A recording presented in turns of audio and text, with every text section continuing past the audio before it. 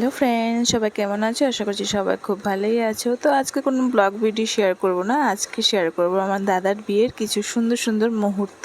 তো আমি পূজা, আমার একটা নতুন ভিডিওতে তোমাদের অনেক অনেক স্বাগত। তো দেখো, দাদা চলে এসেছিলো কলকাতা। তো ওনাদের ইচ্ছা যে আমার এখানে বিয়ে করবে। তো দাদারা যখন আসাম থেকে আসলো, তারপরের দিনে আমরা চলে গিয়েছিলাম কেনাকাটা করার জন্য, কারণ আমাদের হাতে সময় খুবই কম দিন ছিল।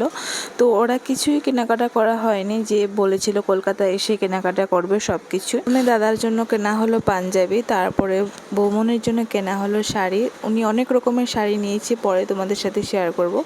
তারপরে নিয়ে নিল জুয়েলারি। তারপরে এখানে এসেছিলাম আমরা ব্যাগ পছন্দ করার জন্য।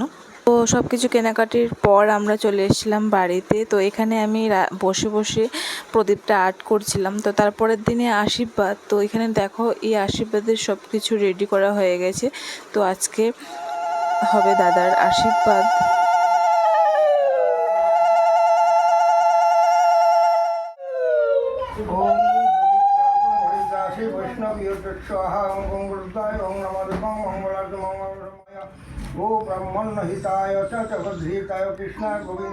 দাদা বৌদির একসাথে আশীর্বাদ হবে। প্রথমে দাদার হচ্ছে, তারপরে বৌদির হবে।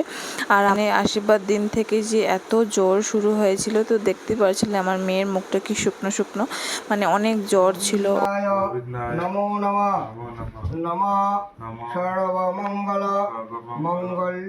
তো এখানে কাকু দিয়ে দিচ্ছে আমার ভাইকে, মানে দাদাকে টি শার্ট।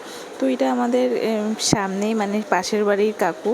তো উনি হলেন ব্রাহ্মণ মশাই, যে বৌদি এনাকে বাবা বানিয়েছে। তো বাবা হয়ে তো জামাইকে দিতে হয় কাপড়, তো ওর জন্য বস্ত্র দিয়ে দিল। তো তারপরে আমার মা আশীর্বাদ করলো। আর আমার মেয়েটাকে দেখো কি শুকনো শুকনো লাগছে, মানে অনেকটাই জ্বর। তো এখানে দাদার আশীর্বাদ হয়ে গেছে, এখন হবে বৌদির আশীর্বাদ। তো যেহেতু বৌদির মানে বাপের বাড়ি থেকে কেউ ছিল না, বাবা মা, তো যার জন্য পাশের বাড়ি কাকু কাকিকে বাবা মা বানিয়েছে। তো এখানে দাদার আশীর্বাদ হয়ে যাওয়ার পর এবার বসবে বৌদি। তো জানো তো, আমি ভাবছিলাম কি পুরো মানে যে নিয়মগুলো ছিল সব কিছু অল্প অল্প করে আমি পুরো ভিডিওটা একসাথে তোমাদের সাথে শেয়ার করব, কিন্তু না, এডিট করতে করতে দেখি পুরো 35 মিনিটস হয়ে গেছে, যেটা আপলোড করা একদমই মানে সম্ভব ছিল না। আমার ইচ্ছে ছিল বড় করে ভিডিও সুন্দর করে এডিট করে দেওয়ার আর সুন্দর সুন্দর গান লাগানোর, কিন্তু গান লাগালে তো কপিরাইট চলে আসবে, আর তেমন সুন্দর করে ভিডিও এডিট করতে পারছিলাম না। তো যার জন্য ভাবছিলাম যে ছোট ছোট করে ভিডিও তোমাদের সাথে শেয়ার করা যাক, তোমাদের দেখতেও ইন্টারেস্ট লাগবে। তো যদি ভালো লাগে অবশ্যই জানিয়ে। তো দেখো, এখানে শুরু হয়ে গেছে বৌমনির আশীর্বাদের পর্ব।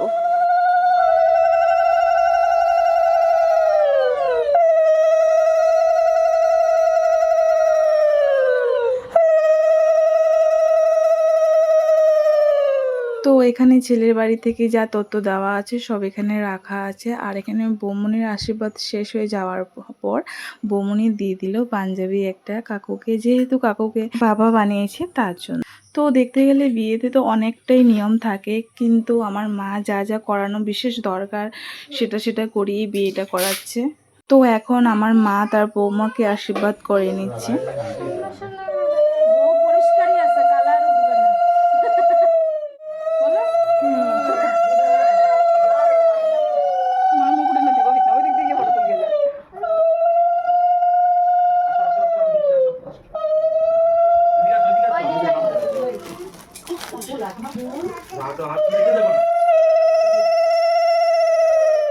তো এখানে বালা আর পলা বাঁধানোটা আমার বৌমনি বানিয়েছে।